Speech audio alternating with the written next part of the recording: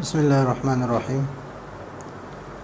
آج کا جو سبق ہے وہ حقیقت کے بارے میں ہے کہ ما ہوا کے بارے میں، کہ اگر دو چیزوں یا دو سے زیادہ کے بارے میں سوال کیا جائے تو اس کے جواب میں کیا آئے گا۔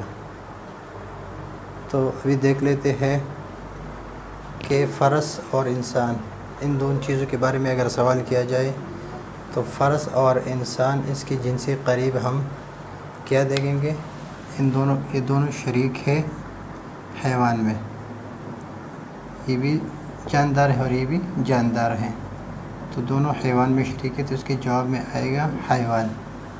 اس طرح فرس اور غنم، یہ بھی حیوان اور یہ بھی حیوان، دونوں حیوان کے افراد ہیں، ان دونوں جاندار ہیں، تو اس کے جواب میں بھی آئے گا حیوان۔ درخت جس میں نامی ہے، انگور اور حجر جو ہے جس میں مطلق ہے، تو اس کے جواب میں بھی جس میں مطلق آئے گا، اس لیے کہ جس میں نامی اگر ہم کہیں گے تو اس میں درخت آئے گا لیکن حجر نہیں آئے گا، اس لیے کہ حجر جو ہے یہ جس میں نامی نہیں ہے۔ آسمان، زمین اور زید، یہ جس میں مطلق ہے۔ شمس و قمر اور درخت انبا، یہ بھی جس میں مطلق ہے، اس کے جواب میں ہم کہیں گے کہ جسم مطلق، یعنی ما ہوا کے ذریعے سے اس کے سوال کیا جائے تو اس کے جواب میں آئے گا، اس کے جواب میں بھی آئے گا حیوان، اس لیے کہ یہ سارے جاندار ہیں۔ انسان یہ حیوان ناطق، فرس حیوان ساحل یعنی نہلانے والا، حمار حیوان ناحق،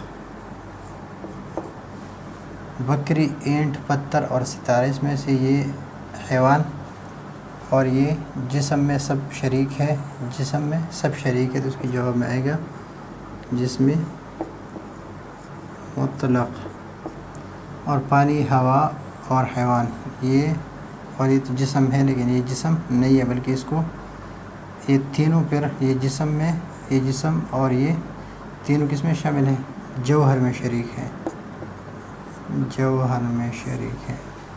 تو یہ ہے آج کا ہمارا سبق کہ اس طرح کے اگر 3-4 چیزیں آپ کو دے دے تو پھر آپ دیکھ لیں کہ یہ ایسا کون سا لفظ ہے کہ اس میں یہ سارے شریک ہوتے ہیں، تو وہ اس کا جواب ہوگا۔ تو فرس اور انسان حیوانیت میں شریک ہے، فرس اور غنم بھی حیوانیت میں شریک ہے، درخت انگور اور حجر جس مطلق میں دونوں ایک دوسرے کے ساتھ شریک ہے، آسمان، زمین و زید جس مطلق، شمس، قمر اور درخت انبا جس میں مطلق میں، یہ حیوانیت میں، یہ حیوان ناطق ہے، یہ حیوان سائل ہے، یہ حیوان ناحق ہے، اور یہ جس میں مطلق ہے اور یہ جوہر ہے۔ تو یہ ہے آج کا ہمارا سبق، تمرین نمبر 10۔ اگلے سبق کے لیے اجازت چاہتے ہیں۔ اللہ حافظ۔